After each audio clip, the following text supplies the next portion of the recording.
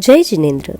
परम पूज्य प्रभु महावीर स्वामी जी के चरणों में वंदन। बड़ी साधु वंदना के क्रम में आज प्रस्तुत है गाथा 35। वली राय उदायन दियो भाणेज ने राज, पछी चरित्र लेने सार्या आतम काज। इस गाथा में उदायन राजा की कथा जानने का अवसर मिलता है। वीर प्रभु जी के शासन के महाप्रतापी क्षमा सम्राट ऐसे उदायन राजा की कहानी है। इनकी कहानी में कई प्रसंग हैं। ऑडियो थोड़ा ज्यादा समय का हो सकता है, प्लीज अंत तक जरूर सुने। इस ऑडियो में हम उदायन जी और चंड प्रद्योत जी की कहानी जानने का प्रयास करेंगे। उदायन जी वित्तभय नगर के राजा थे। राजा चेटक की पुत्री प्रभावती जी उनकी पत्नी थी। चेटक राजा की ही एक और पुत्री शिवा देवी जी के पति उज्जैनी नगरी के नरेश चंड प्रद्योत राजा थे। उदायन जी दृढ़ जैन धर्मी थे। वे श्रावक के व्रत, पौषध आदि का नियमों के साथ पालन करते थे और चंड प्रद्योत काम विकारी और सुंदरियों का शौक रखने वाला। एक समय की बात है, उदायन राजा के राज्य में एक दासी थी। वह इतनी सुंदर थी कि हर तरफ उसकी सुंदरता के ही चर्चे थे।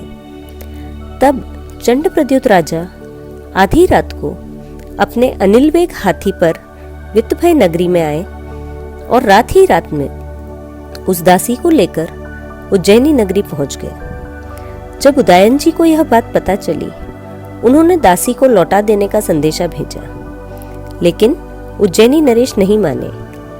तो उदायन राजा ने राज्य की प्रतिष्ठा को बचाने के लिए उज्जैनी जाकर युद्ध में चंड प्रद्योत को हराया। उसके ललाट पर दासीपति शब्द लिखवा दिया, अंकित करवा दिया और बंदी बनाकर साथ में लेकर अपने राज्य के लिए निकल पड़े। रास्ते में ही चौमासा प्रारंभ हो गया, तो वहीं पड़ाव डालकर ठहर गए। बंदी राजा चंड प्रद्योत के साथ भी उन्होंने राजा जैसा ही व्यवहार किया। दोनों राजाओं का भोजन साथ में ही बनता था। ऐसे ही दिन बीतते बीतते पर्युषण महापर्व का आगमन हुआ। उदायन राजा जंगल में भी श्रावक धर्म का पालन कर ही रहे थे।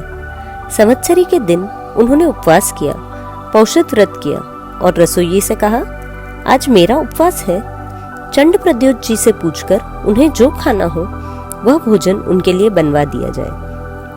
रसोइये ने जब पूछवाया तो चंड प्रद्योत को शंका हुई कि मेरे अकेले के लिए भोजन बनवाएंगे तो उसमें विष मिलाकर मुझे मार देने का विचार तो नहीं कर रहे हैं। इसलिए उन्होंने भी उपवास करने का कह दिया। उदायन राजा को जब यह पता चला तो उन्होंने बंदी होते हुए भी चंड प्रद्योत को अपना धर्म बंधु समझा और सांवत्सरिक प्रतिक्रमण करके उनके पास क्षमा याचना करने गए।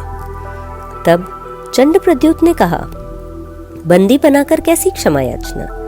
यदि सही में क्षमा का अर्थ जानते तो पहले मुझे मुक्त करते, मेरा राज्य लौटाते, तब मैं आपके धर्म की वास्तविकता जानता। यह सुनकर धर्म को आगे रखते हुए उदायन राजा ने चंड प्रद्योत को मुक्त कर दिया, राज्य भी लौटा दिया, एक सुवर्ण पट्ट दिया जिसे ललाट पे छिपा हुआ दासीपति नाम छुप जाए।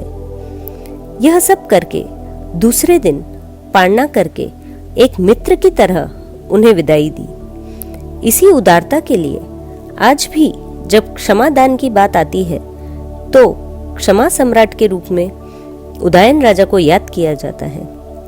अगले ऑडियो में जानेंगे कि उन्होंने अपने भाणेज को राज्य क्यों दिया और आगे क्या हुआ। जिन आज्ञा विरुद्ध कुछ कहने में आया हो तो हाथ जोड़कर मिच्छामि दुक्कडम। धन्यवाद।